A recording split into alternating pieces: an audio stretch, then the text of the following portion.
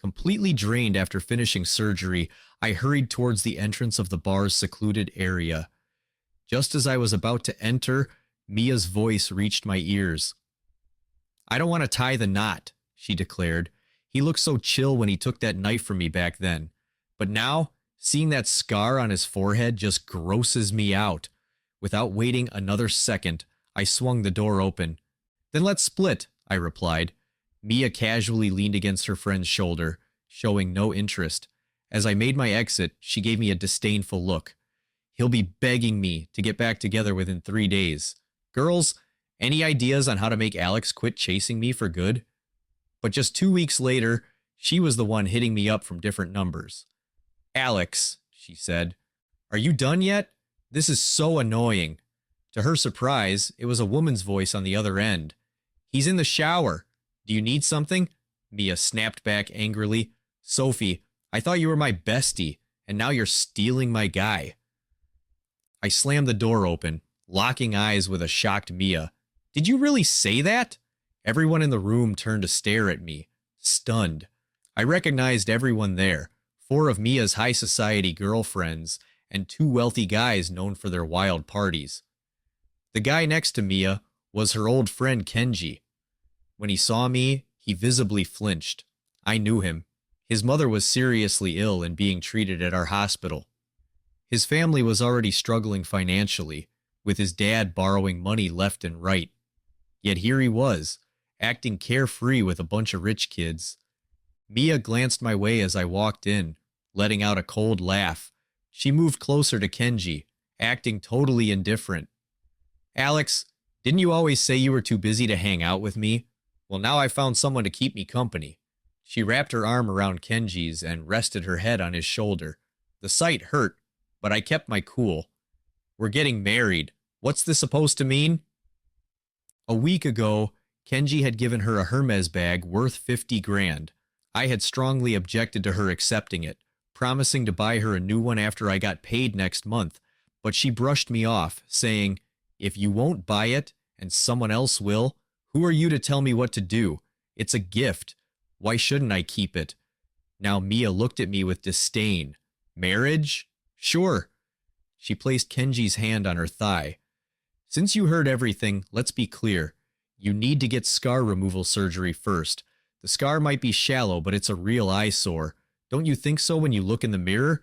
My heart ached sharply. 5 years ago, I had saved Mia from a thug and took a knife meant for her. The blade had sliced across my forehead, nearly blinding me. I had dreamed of growing old with her, but now she was repulsed by the scar I got for her. It wasn't really about the scar, though. Like Mia said, she was tired of me, and everything about me annoyed her now. The scar she once saw as a badge of honor had become an ugly mark. "What if I say no?" I asked, my voice unexpectedly calm. Mia scoffed. "Alex, there are so many guys chasing after me. Do you think you're the only one willing to take a knife for me? You expect me to be grateful for a lifetime over that one incident? You think you can use that scar to guilt-trip me forever?" Suddenly, she felt like a stranger. After I saved her, she had insisted on being with me. She used to wait for me outside my dorm every day, shyly handing me homemade lunches. She bombarded me with messages, sometimes even ranting if I took too long to reply just to stay close. Eventually, I gave in and started dating this loud, insistent girl. I had tolerated all of Mia's quirks, but never expected she'd one day grow tired of me. "Is that so?" I said softly. "Then let's split." My words hit like thunder, freezing the smile on Mia's face. She stared at me, almost in disbelief. Whenever we argued, she was always the one to bring up breaking up, but I had never said it. This was the first time. "Split," she repeated, raising an eyebrow like it was the funniest joke ever. "Have you gotten cocky after all this time together, Alex? Do you really think you're in a position to break up with me?" Lily, sitting next to Mia, tried to ease the tension. All right, Mia said, getting up. "It's my birthday today, and I invited some guys to have fun." She hadn't paid attention to anyone all night. "You're always so understanding. Don't stoop to her level." Understanding. I had lost count of how many times I swallowed my pride to make peace, indulging her, but that was when we were still in love. From now on, I'm done. Pack your stuff. I'm moving out, I declared, then turned and left. Mia's voice followed me down the hall, loud and mixed with anger she couldn't hide. Alex, you've really grown a backbone, huh? If you walk out that door, don't ever come back. I ignored her and walked out without a second thought. In the corridor, I could vaguely hear Mia's words. Want to bet he'll come crawling back tomorrow like a puppy? Don't I know him? She added, as if that wasn't enough. What will it take for Alex to give up on me for good? Maybe I just won't show up on our wedding day. I shook my head, smiling bitterly, and blocked all of Mia's contacts. I left the bar and sat in my car, unable to calm down as memories of Mia's chatter replayed like an old movie. In those moments, she used to say, "You think I'm annoying? Well, I'm going to annoy you for life. You can only be with me. Marry me." When I pushed her away and took that knife, she'd say, "Wow, I thought you were the coolest guy in the world, Alex. How many kids should we have? If we have kids, will you ignore me then?" Maybe she had long since grown tired of me, and tonight I just happened to hear it. I went home, packed all my clothes, and the next day contacted an agent to find an apartment. I eventually settled on a loft-style place with space upstairs for my medical books. The apartment was close to the hospital where I worked, just a 10-minute drive away. 2 days passed without a word from Mia. Of course, I wasn't going to reach out to her either. 5 years of dating ended just like that. As a surgeon, I was busy every day, so I had no time to dwell on a failed relationship. That night, after my last gastrectomy, it was already past 9. I took off my surgical gown and saw Ben's message from 10 minutes ago, inviting me out for a drink. I rubbed my sore neck and headed to the bar he mentioned. It was a quiet bar with soft background music, not noisy at all. Huh, you broke up with Mia. When did that happen? Weren't you two about to get married? Didn't she adore you? Ben fired off questions like a machine gun, making my head spin. I took a sip of my drink. We split up a few days ago. Yeah, she adored me. Now she's tired of me. Ben sighed. Wow, people change fast. When you were in residency, she used to wait at your dorm every day like a little wife. It seemed like she was dead set on marrying you. I smiled bitterly. I couldn't reconcile the image of Mia clinging to me back then with the Mia from the bar that night. My second kid is almost here, and you're still single, Ben said, raising his glass. Need me to set you up with someone? No thanks. Not planning on jumping into anything new. Maybe when my family starts nagging me to get married, I replied, downing my drink. Ben quickly grabbed my glass. Whoa, whoa, you're a lightweight. Are you trying to drown your sorrows and leave me with the tab? But the glass was already empty. Ben drove me home, and I was sober enough to walk straight and find the right building. But once in the elevator, my vision started blurring. I fumbled for my keys, my whole body feeling light as if it were on fire. The clink of the key against the lock echoed loudly in the quiet hallway, but the door wouldn't open. Mia, I'm back. Open the door, I mumbled, banging on it. After a moment, the door opened. The faint scent of orange blossoms wafted out. A woman stood there, her long hair wet, wrapped in a white towel. Looking stunned, I blinked hard, trying to see her face. Mia, why didn't you dry your hair again? I stumbled inside, and the woman stiffly moved aside. My steps were shaky as I looked around. Where's the hairdryer? I asked. You're drunk, came a woman's voice. I'm sorry, I shouldn't have drunk, I slurred, searching for the hairdryer but couldn't find it. This was supposed to be my home, but everything looked so unfamiliar. Where did you put the hairdryer? I turned back to the slender figure and sighed helplessly. Dry your hair before sleeping, or you'll get a headache. Why do you always make me worry? Alex, do you even see who I am? I paused, blinking hard to see the person in front of me, but her features overlapped, blurry and indistinct. The last thing I remembered was the thud of my body hitting the ground. When I opened my eyes the next morning, a pounding headache from the hangover greeted me. I'm going to be late for work, the thought exploded in my head, and I jumped up only to see the room clearly and be stunned. This wasn't the apartment I had rented.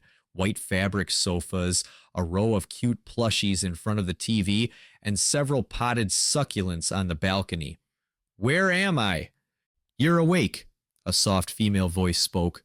I looked up and saw a familiar face standing in the living room. Sophie, one of Mia's close friends. Sophie had been there that night at the bar when I broke up with Mia. Sitting quietly in the corner without saying a word, I rubbed my eyes hard, thinking I was still dreaming. Ben had dropped me off at my building last night. So why am I now at Sophie's place? I wondered. You must have walked into the wrong apartment after you got drunk, Sophie said, stepping closer, her expression calm as she looked at me on the sofa. You live in 602, right? I saw you the morning before yesterday. I was speechless. Sophie lived in 601. What a coincidence.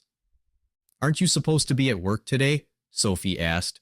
I checked the date on my phone and sighed in relief, shaking my head mechanically. Sophie suddenly laughed for some reason, a small dimple appearing at the corner of her mouth. Don't worry, you behaved just fine. Didn't do anything you shouldn't have. Some fragmented memories from last night came rushing back. I seemed to have said, Mia, open the door. I'll dry your hair for you. Why do you always make me worry? Thinking about it sent a shiver down my spine. Drinking causes trouble. After breaking up with Mia, I hadn't planned on having anything more to do with her or her friends, and now I had inexplicably spent the night at one of her best friend's place. What a mess. Feeling frustrated, I ruffled my hair. As I stood up, my temples throbbed painfully. I'm sorry for last night, I said. Regardless, it wasn't right for me, as a man, to drunkenly barge into a woman's home. It's okay, Sophie shrugged. I was just about to head out. All right, I said. As I was about to leave, I noticed a pendant hanging from the jewelry box on the nearby table. It looked familiar, a delicate teardrop-shaped jade pendant, with gold wire wrapped around the top to secure it to the chain. Half a month ago, Mia had watched a short video and said she envied girls who received handmade gifts from boys when they were in school. I went to a friend's jade carving shop to learn how to carve jade, though I wasn't very skilled. I carefully selected the jade, polished it into a teardrop shape, and wrapped the top with fine gold wire to ensure it was securely attached to the chain. The jade pendant necklace at Sophie's place was identical to the one I had given Mia, even down to the tiny flaw on the edge. This, I said in confusion, looking up to meet Sophie's eyes. There was a flicker of unease in hers, and she quickly looked away, hurrying to the door. I'm late for work. Lock the door and leave the key under the mat, she said, almost running out. I stood there, dazed. I hadn't interacted much with Mia's group of friends, and I had hardly spoken to Sophie. She had just returned from abroad last year, graduating from a prestigious university. Mia had mentioned that Sophie pursued fashion design despite her family's objections and was now an associate editor at a fashion magazine.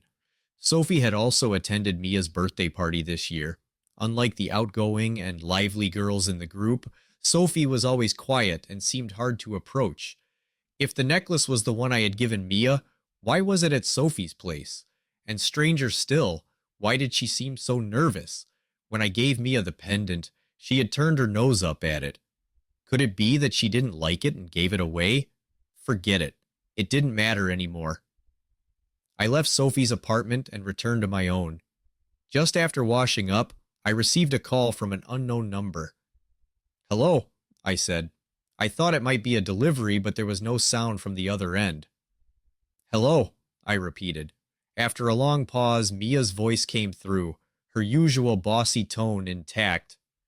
Alex, it's been days, and you still haven't come to apologize? Is your temper getting worse? I closed my eyes, taking a deep breath. We're broken up. Please don't call me again. Mia laughed. Break up? Did I agree to that? Kenji is just a good male friend. I only had him keep me company to make you jealous. You didn't really take it seriously, did you? Alex, why are you so petty?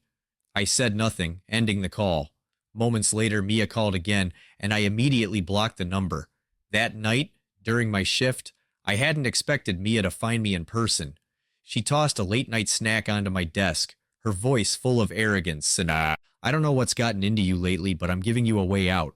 Take it while you can. If I really get mad, we're done for good. I paused, holding my pen, then slowly looked up at her. Mia met my gaze, her expression nonchalant. That necklace I gave you, why haven't I ever seen you wear it? I asked. Do you even love me? That ugly necklace, how could I wear it out in public? Mia seemed to think my question implied I wanted to reconcile, and she started acting coy again. She pointed at the scar on my forehead and said, I wasn't joking the other day. That scar on your forehead is ugly. Really jarring. Get it removed, and then we can get married. I laughed coldly to myself. Get out, I snapped. Stop bothering me. Okay, you don't want to get married. And I have no intention of marrying you, Alex. You're really pushing it, Mia shouted, kicking the leg of my chair in anger. Split. Fine. But if you're a real man, don't come crawling back. She slammed the door and stormed off. My life gradually settled into a routine. For the next month, I was busy going back and forth between home and the hospital, preparing a paper for a medical journal. Patient number 32, Sophie. Please proceed to consultation room 4. When the patient walked in, I wondered if it was someone with the same name, but it was really Sophie. Since that night when I had accidentally spent the night at her place, we had occasionally run into each other in the elevator, but only exchanged nods. What seems to be the problem? I asked as usual. Sophie stared at me for a few seconds before answering. I was previously diagnosed with gastroesophageal reflux, but recently my loss of appetite has gotten worse. I feel uncomfortable after eating. I nodded thoughtfully. Are your meals regular? What about your bowel movements? Any frequent constipation or diarrhea? Sophie looked embarrassed. Mostly just 1 or 2 meals a day. My bowel movements are okay. I gave her an inquiring look. If you're worried about doing an endoscopy, you can start with an abdominal ultrasound and a fecal occult blood test. If you haven't eaten breakfast, you can get in line for the test now. She nodded. All right. Sophie stood up and took the prescription slip from my hand. When she reached the door, she suddenly said, Dr. Wong, this is the second time I've seen you in a white coat. Before I could react, she had already closed the door. As the next patient entered, I didn't dwell too much on Sophie's words. That evening, when I got home, Sophie's door across the hall opened just as I was about to enter my apartment. Did the test results come back? I asked. Everything okay? Yeah, it's the usual problem, Sophie replied. I nodded and was about to go inside when she suddenly called out, Wait, I have something for you. A few seconds later, Sophie came out holding that necklace. When I left your place that day, I was packing up and told you to throw this away, Sophie said, gripping the pendant tightly. But I didn't. I kept it. If it bothers you, I'll give it back now. Before I could say anything, she quickly added, If it doesn't bother you, I'll keep it. I was speechless. If I couldn't understand what Sophie meant by now, I'd be plain dumb. Sophie, you. But I didn't get a chance to finish. She spoke first. Alex, I like you. She seemed to have gathered all her courage to say it, and continued in one breath. I made an appointment with you last year before I knew you were Mia's boyfriend, and I liked you then. But the next day, I saw a photo of you two on her social media, and I realized I was too late. As a doctor, I saw many patients every day, so I didn't really remember treating Sophie. She said, I know it's selfish, but the night you broke up, I was cheering inside. Maybe fate wanted to give me a chance. Because I didn't really remember treating Sophie, she added, I know it's selfish, but the night you broke up, I was cheering inside. Maybe fate wanted to give me a chance. Because I didn't expect my new neighbor to be you. Sophie smiled slightly, her lips curving into a small smile. Dr. Wong, now that you're single, can you give me a chance? I froze, not expecting her to be so direct. Take a week to think about it. Okay, Sophie tilted her head, her eyes full of hope, afraid I'd reject her. She turned and went inside, closing the door. I let out a bitter laugh. Even if I were to start a new relationship, it shouldn't be with one of Mia's friends. The next day I was on my usual rounds. During lunch break, I saw a familiar figure in the hospital lobby. It was Mia. The man next to her turned around just then. Through the crowd, my eyes met Mia's. She looked startled for a moment, then immediately grabbed Kenji's arm. Looking at me provocatively, I just glanced at her before stepping into the elevator. But something unexpected still happened. That evening, after reviewing some special cases, I left the hospital and felt two people following me. The thought barely crossed my mind when they quickened their pace and caught up with me. A glint of light flashed in the darkness, a knife. I was about to run when something struck the back of my knee. I stumbled, and the two men quickly closed in. One of them yelled, "Damn it, you're the heartless doctor. My mother could have lived for years." He cursed, and his knife swung toward me. I dodged just in time. He raised the knife again, and I kicked him in the knee, pinning him to the ground. But the other guy raised a brick, ready to smash it onto my head. At that moment, a slender figure rushed over. She grabbed the man's wrist, but he shoved her away, causing her head to hit the railing behind her. "Sophie!" I shouted. The commotion quickly drew attention, and the two men tried to run but were caught by several security guards rushing over. I picked Sophie up and ran to the emergency department. Blood covered the back of her head.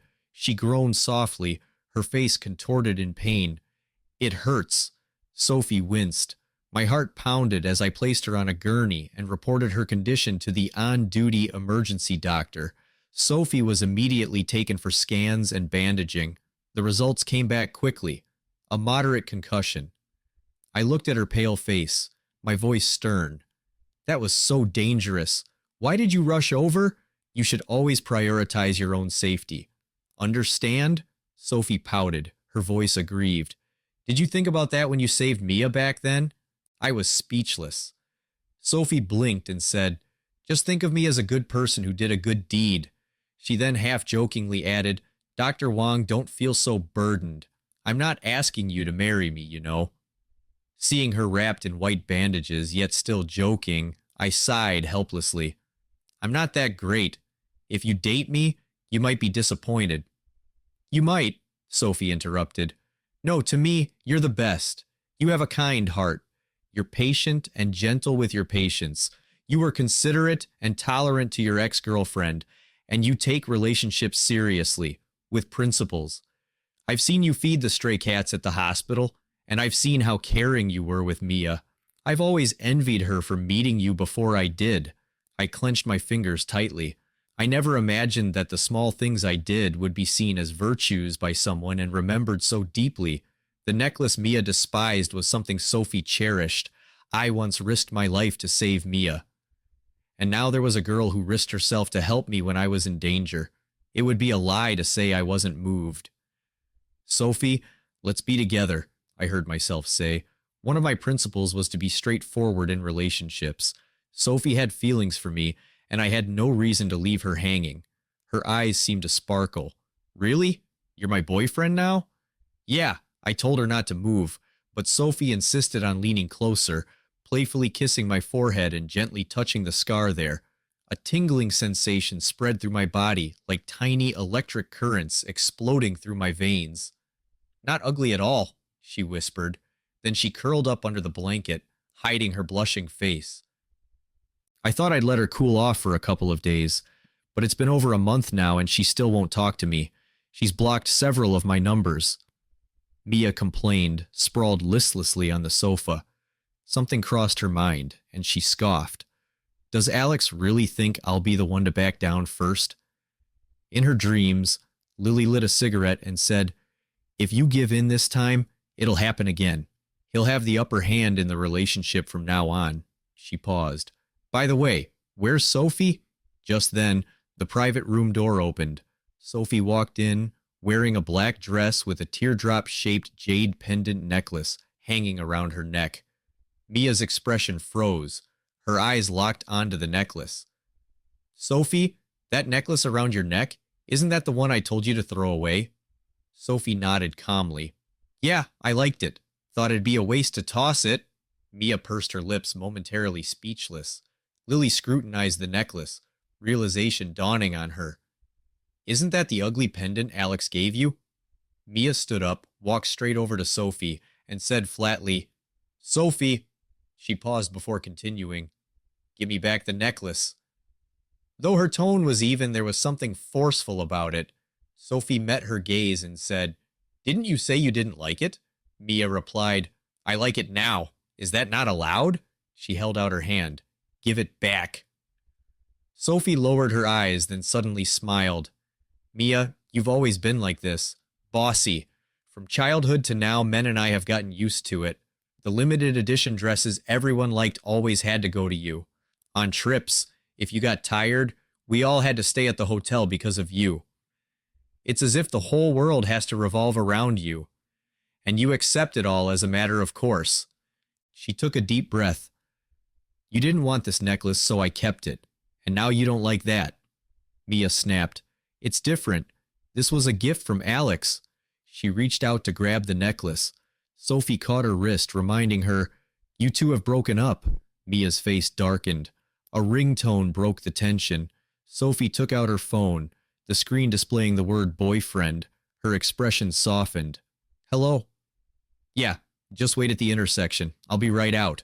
Lily tilted her head curiously. Sophie, you have a boyfriend. Why didn't you tell us? When did you start dating? Recently, Sophie said, looking Mia up and down. I'll introduce him to you all some other time. I can't stay and drink with you today. Gotta go. She turned and left. The room fell silent. Lily, Mia said, turning slightly. I feel like the guy on Sophie's phone just now sounded kind of familiar. Lily guessed. Could it be a mutual friend of ours? By the way, what's going on with you and Kenji? Does Alex think you're cheating on him? Is that why? Mia loudly denied it. There's nothing between us. I was just upset that Alex was always so busy, so I wanted to use Kenji to make him jealous, to get him to spend more time with me. You're right. Alex must have misunderstood and thought there was something between me and Kenji, and that's why he's still mad.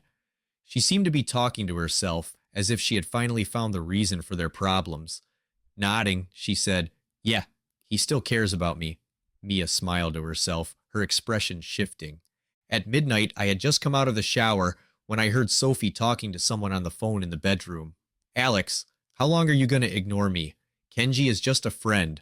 I was just so angry and wanted to make you jealous, to get you to spend more time with me. You've been saying you're busy lately, never having time for me, always having excuses for not replying right away. Am I not supposed to be upset? It was Mia's voice. Sophie held my phone, saying nothing. Her eyes met mine. Mia continued, Hello, Alex, are you listening? This is the last time I'm giving you a way out. Don't push your luck. Tonight is your last chance. If you still want to marry me, let's stop this Cold War. Sophie's lips parted and she said, Mia, this is Sophie. Silence fell on the other end. I stood still, making no move. Sophie spoke softly. Alex is in the shower. If you need something, call back later. A few seconds of silence, then Mia's angry voice came through. Sophie, I thought you were my best friend, and you're stealing my boyfriend. Sophie replied calmly, I'm not stealing him. Alex and I got together after you two broke up. With that, she ended the call. I walked over to the bed, placing her cool hand under the blanket. Sophie was trembling. I pulled her into my arms, gently stroking her back. In a muffled voice, she asked, Are you mad at me? Understanding her unease, I said, Why would I be mad at you if I didn't want you to say those things? I would have stopped you just now. When I broke up with Mia that night, I never intended to get back together with her. So with you, it's clean and simple. No burden, okay? Sophie hugged me tightly. The next day, I didn't have any appointments and Sophie was heading out of town for a few days. I loaded her suitcase into the car and she patted the dust off my sleeve. Suddenly, a hysterical voice rang out. You shameless mistress! Mia's eyes were brimming with tears as she cursed. Pretending to be my best friend while secretly stealing my boyfriend. She stormed over, raising her hand to slap Sophie. I immediately held her back. Sophie squinted slightly. Mia, you gave him up. How does that make me a third party? She said. Weren't you the one who said you were afraid Alex would keep clinging to you? Now he's out of your life, just like you wanted. What more do you want?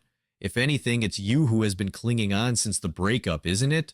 Mia's face was streaked with tears as she stared at Sophie, her spirit seemingly drained by those few words. I sighed. Mia, it's over between us, I said. I don't regret saving you. I would have done the same for anyone, but that night, When you leaned against Kenji and called my scar ugly, I knew we were done. My heart felt like it had died in that moment. Mia, I don't love you anymore, and I ask that you not interfere in my life again. Mia clung tightly to my wrist, shaking her head.